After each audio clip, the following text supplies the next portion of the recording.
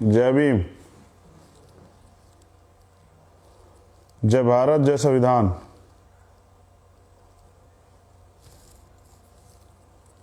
इस बार आवाज आ रही है?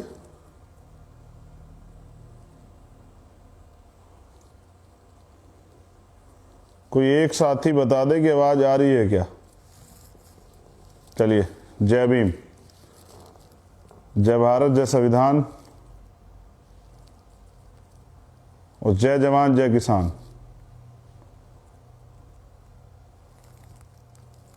करुणा के सागर तथागत गौतम बुद्ध जी, संत श्रोमणी सतगुरु रविदास जी महाराज, भगवान वाल्मीकि महाराज, गुरु नानक देव, संत कबीर, गुरु घासीदास जी महाराज, आरक्षण के जनक छत्रपति साहू जी महाराज, शिवाजी महाराज, राष्ट्रपिता ज्योतिबा फूले, मां सावित्रीबाई फूले, मां रमाबाई, मां फातिमा शेख, पेरियार साहब, पेरियार रामानायकर स्वामी, संत गाडगे जी महाराज, गुरु नारायण स्वामी, बिरसा मुंडा, शहीद उधम सिंह, शहीद भगत सिंह, शहीद करतार सिंह सराभा,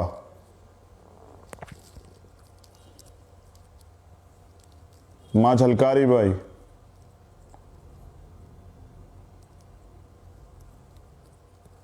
परम पूजनीय विश्व रतन बाबा साहब डॉक्टर भीमराव अंबेडकर,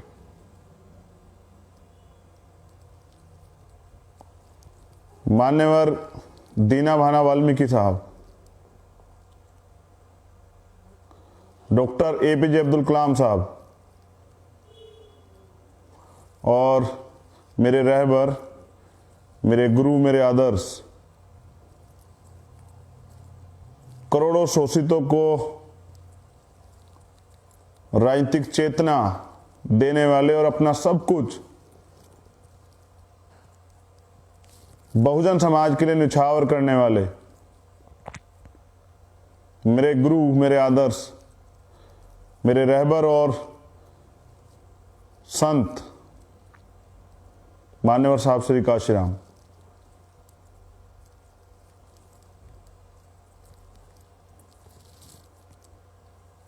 आप सबको नमन करते हुए आज का जो लाइव है उसका एक विशेष उद्देश्य है और वो उद्देश्य जो है वो आप सब तक पहुंचाने के लिए मैं लाइव आया हूं। जहां तक मैं देख पा रहा हूं 19 से 20 प्रदेशों के जो साथी हैं वो सुन रहे हैं और मेरा प्रयास ये रहेगा कि गुरु जो रास्ता दिखाते हैं, अपने गुरुओं के, अपने महापुरुषों के सपने को पूरा करना तो मेरा उद्देश्य है, लेकिन वर्तमान में जो चल रहा है उस पे भी अपनी बात रखनी जरूरी है। उत्तर प्रदेश में रहते हैं हम लोग और उत्तर प्रदेश क्राइम कैपिटल बन गया है। हर दिन महिलाओं के साथ शोषण, जुल्म जाति, महिलाओं का अपमान, रेप, हत्याएं और कोई जगह सुरक्षित नहीं है उत्तर प्रदेश के अंदर। ये इसलिए हो रहा है क्योंकि वर्तमान की जो सरकार है वो अपराधियों का संरक्षण कर रही है। सरकार में बैठे नेता और उनके इशारे पर अधिकारी कर्मचारी जाति धर्म देख के कार्रवाई करते हैं, मजहब देख के कार्रवाई करते हैं। तो मेरे दिल में बहुत पीड़ा थी इस बात को लेके। बदायूं, मथुरा, हाथरस के जख्म अभी भरे भी नहीं। बदायूं के अगले दिन मथुरा। क्राइम तब बढ़ता है जब क्राइम पे रोक नहीं लगती, ठोस कार्रवाई नहीं होती। और जो सरकार जाति धर्म देख के कार्रवाई करती है वो क्या न्याय देगी? न्याय जन्मसिद्ध अधिकार है भारत में, देश का कॉन्स्टिट्यूशन देता है, सरकार नहीं देती है। लेकिन ये बेबसी, लाचारी नहीं देखी जाती। क्या क्या अपराध है उस बहन का, उस मां का, जिसके साथ ये हैवानियत होती है। हम सब के घर में मां बहनें हैं और अपनी बहनों की रक्षा के लिए तुम शेर बने रहते हैं, लेकिन दूसरों की बहनों के, जिनको दूसरे कहा जाता है या दूसरे हैं, वो जो दूसरे लोग आप गांव में या प्रदेश में कहीं रहते हैं, उनकी बहनों को अपनी बहन नहीं समझते हैं। उनकी वो कौन लोग हैं? वो भी तो, उनके भी तो परिवार हैं जो इस तरह की घटनाओं को, हैवानियत को अंजाम देते हैं। ये सोच कितनी भयानक है कि कल ये दर्द, ये जख्म कल किसके घर चला जाएगा। सख्त कार्रवाइयां नहीं होंगी तो अपराधियों के हौसले बढ़ जाएंगे। और ये मिशन शक्ति उत्तर प्रदेश का, योगी गवर्नमेंट कहती है कि मिशन शक्ति चला रहे हैं, बेटी बचाओ बेटी पढ़ाओ, और हकीकत देखिए 18 घंटे जो है पुलिस नहीं आती। 2 दिन मेडिकल नहीं होता, FIR नहीं लिखी जाती। और ये तो वो मामले जो हाईलाइटेड हो जाते हैं, जिनको जघन्य अपराध कहा जाता है, हीनियस क्राइम। इसके अलावा गांव में कितने मामले होते होंगे जो पुलिस के लोग डरा धमका के जो है वहीं के वहीं निपटा देते होंगे। और बहुत हो गया है। पहली बात तो किसी भी बहन बेटी के साथ ये होना नहीं चाहिए, और इस सरकार से ज्यादा उम्मीदें नहीं रही है। ये सरकार तमाम तरह के झूठे वादे करती थी और ये कहती थी कि हम तो बेटियों को जो है ग्रेजुएशन तक फ्री शिक्षा देंगे, लेकिन आज कोई बहन बेटी घर से 1 किलोमीटर भी रात में नहीं निकल सकती, तो दिन में भी नहीं निकल पा रही है यहां तो। और मुझे कहा किसी ने, एक पत्रकार साथी ने मुझसे पूछा था, आपको याद होगा, आपने सुना भी होगा, कि भगवान को मानते हो? वो तो मैंने कहा कि कहां है। अब आप बताइए, जब महिलाएं मंदिरों में सेफ नहीं है तो यानी कि भगवान से ताकतवर पुजारी हो गया है, जिसके भगवान के मंदिर में भगवान के रहते हुए और एक मां के साथ इतना बड़ा हादसा होता है, कुछ नहीं कर पाते भगवान। और इसलिए मैंने उस दिन कहा था कि क्यों नहीं सुनाई देती चीखें, क्यों बच्चों की, बहनों की, माताओं की चीखें, गरीबों की, शोषितों की चीखें क्यों नहीं सुनाई देती जब किसी के परिवार को उजाड़ दिया जाता है। और अब जो बात मैं कह रहा हूं, नौजवान उसे सुने। जब अब देखिए, ये जिस बहन के साथ, मां के साथ गुजरता है, उस परिवार को अपमानित होना पड़ता है, जबकि उसकी कोई गलती नहीं है। अपमानित उनको होना चाहिए जिन्होंने किया, जिन्होंने ऐसी घटना को अंजाम दिया, हैवानियत को अंजाम दिया, उनको, उस परिवार को, उन लोगों को शर्मानी चाहिए। लेकिन बेइज्जत कौन होता है इस देश में, इस प्रदेश में, गांव में, जिनके साथ ये एक तो जुर्म जाती होती है, और फिर उस परिवार को, उस बहन को किस नजर से देखा जाता है। और ऐसे अपराध को पूरी जिंदगी, उस दर्द को उसे सहना पड़ता है। और ये किसी भाग्य में नहीं लिखा होता कि किसी 5 साल के, 4 साल के बच्चे के साथ ये होगा। ये दरिंदगी, ये सोच जो है, इनको इंसान कहना दुखद है। इनको तो जानवर भी नहीं कह सकते, जानवरों में भी ममता होती है। बहुत तकलीफ में हूं 2 दिन से, जब से ये सामने आया। और कल ही मैंने निर्णय लिया कि हम लोग जो हैं उत्तर प्रदेश के अंदर महिला सम्मान सुरक्षा यात्रा चलाएंगे, इस बहरी सरकार को सुनाने के लिए कि ये सरकार जागे और सुने, और कम से कम अपराध पे कार्रवाई हो, अपराधियों पे कार्रवाई हो, जिससे किसी और घर में, किसी और बहन के साथ ये ना हो।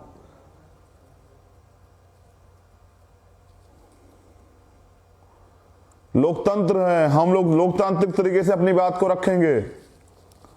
और हर मंडल, जहां जहां हमने इसका प्रोग्राम तय किया, ये क्योंकि कल ही बना, ये कोई इसके पीछे उद्देश्य सिर्फ एक है कि बहनें सुरक्षित रहें। मैं नहीं चाहता किसी घर में कल ये समस्याएं हों।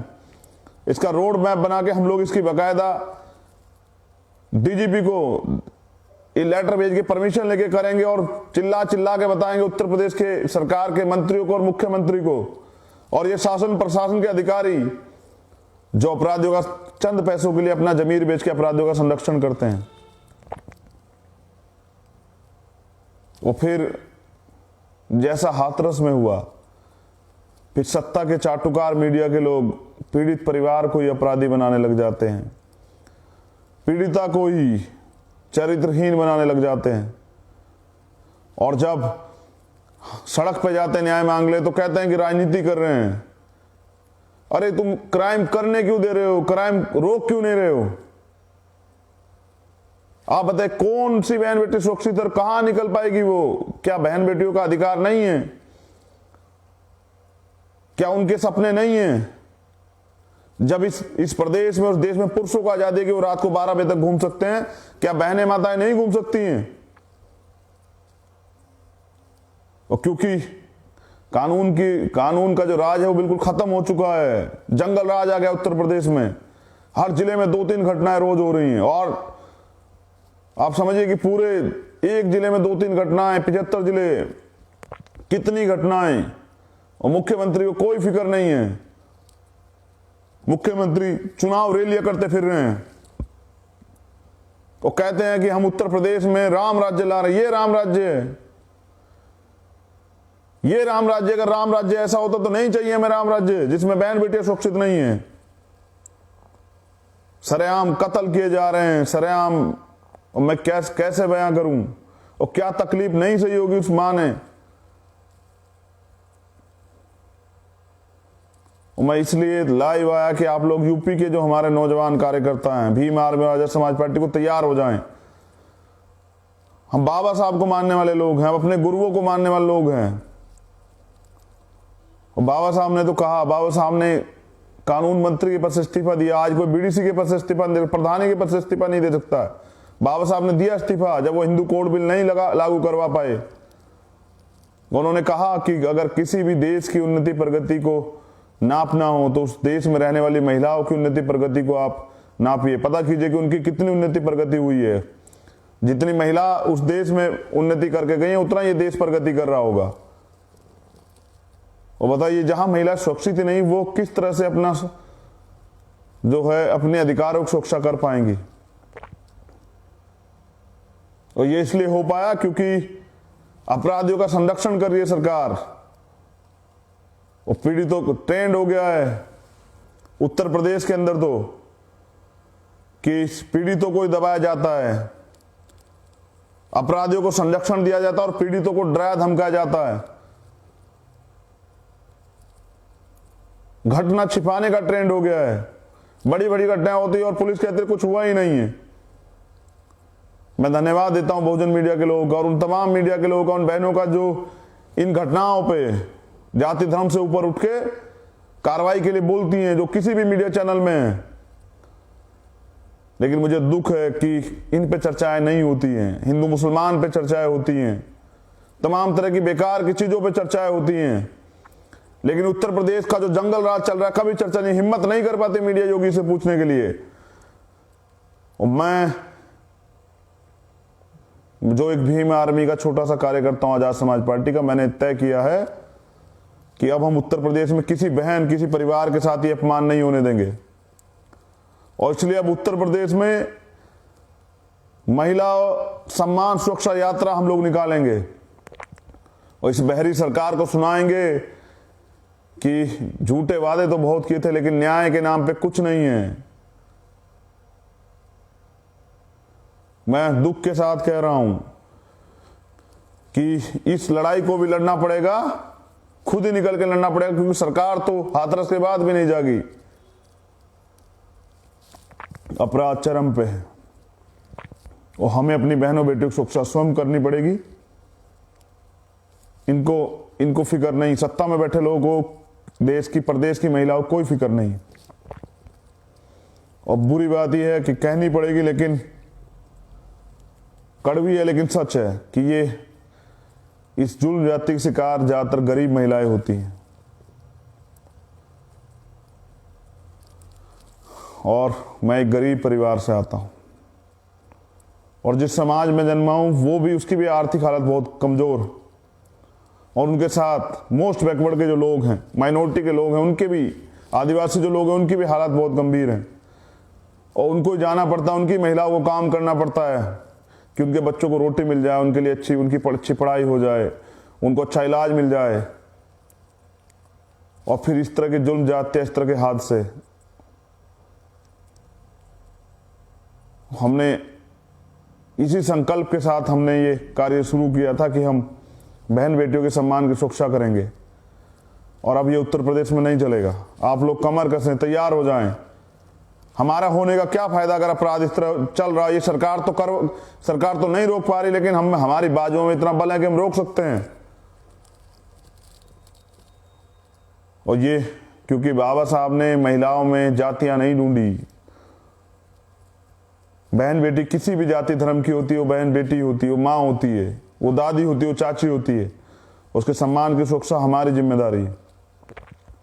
और मैं एक और भार कार्यकर्ताओं पे देने वाला हूं, ये देश के सभी कार्यकर्ताओं के लिए है कि अन्नदाताओं का दुख भी अब नहीं देखा जा रहा है।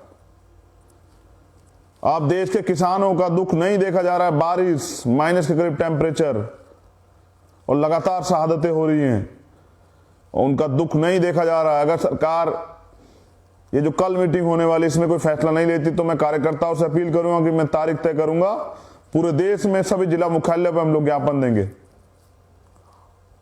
और अगर तब भी बहरी सरकार नहीं जाएगी, ये पूंजीपतियों की, अमीरों की सरकार नहीं जाएगी, तो पहले की बात ही फिर भी हमारे आजाद समाज पार्टी के लोग रोड पे आएंगे। लेकिन देश को बर्बाद करने की कसम खाई भी बीजेपी और आरएसएस के लोगों ने, और हमने इस देश को फिर से सोने की चिड़िया बनाना है। भारतीय संविधान की सुरक्षा करनी है, भाईचारा बनाना है। और इसलिए मुझे लगता है कि अब हम ज्यादा इंतजार नहीं कर सकते हैं। और ये तो पहले ही हो जाता, लेकिन सरकार कोरोना का बहाना कर करके जो है तमाम तरह की रुकावटें पैदा करती है। लेकिन जब ये खुद रैलियां करते हैं तब कुछ नहीं होता है।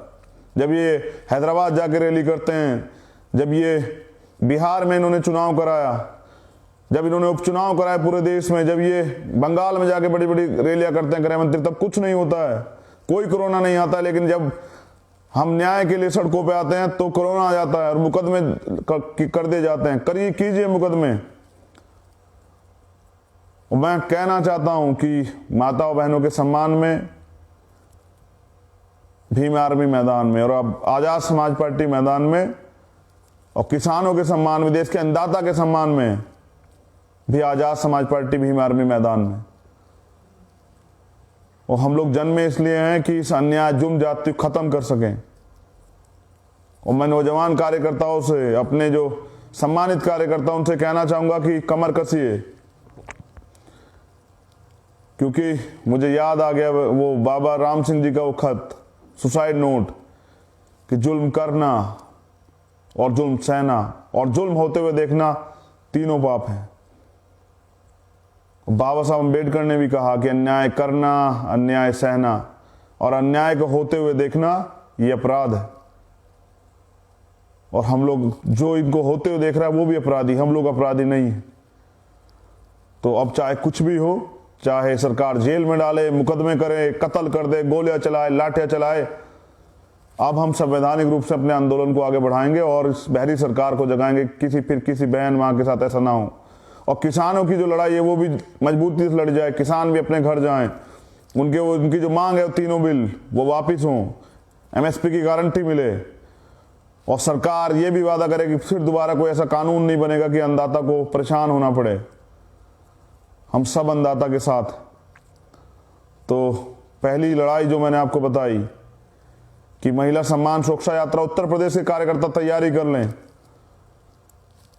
और उसके बाद अगर कल की मीटिंग में कोई निर्णय नहीं निकलता तो किसानों के सम्मान में, अन्नदाता के सम्मान में, देश की रीढ़ के सम्मान में, देश की खुशहाली का जो सबसे बड़ा सूत्र है देश का किसान, उसके सम्मान में फिर हम लोग जो है मैदान में उतरेंगे। लेकिन इस जालिम सरकार को तानाशाही नहीं करने देंगे। जय भीम, जय भारत, जय संविधान। और मैं कार्यकर्ताओं से ये अपील करता हूं, हमारे पदाधिकारियों से, कि जहां भी जुल्म जाती हो, कहीं भी किसी बहन के साथ जुल्म जाती खबर आपको मिले, वो किसी जाति धर्म की हो, सारे बंधन तोड़ के आप जाइए उसकी मदद करने के लिए, क्योंकि हम लोग सैद्धांतिक लोग हैं। हमें सामाजिक परिवर्तन, आर्थिक मुक्ति के आंदोलन को आगे बढ़ाना है। तो बहन, किसी जाति धर्म की अगर उसके साथ अन्याय हो और उसे करने वाला कोई भी हो, हमें न्याय की तरफ खड़े रहना है हमेशा। मेरी बहुत बहुत मंगल कामना है। जल्द इसकी डेट वाइज जो है घोषणा मैं करूंगा। और उत्तर प्रदेश के जो हमारे सम्मानित कार्यकर्ता हैं, हमारे जो रीढ़ है हमारे कार्यकर्ता, मैं उनसे निवेदन करता हूं कि वो कमर कसें। अब ये संघर्ष होगा, जो ये अपमान किसी परिवार को ना सहना पड़े। बहुत बहुत धन्यवाद।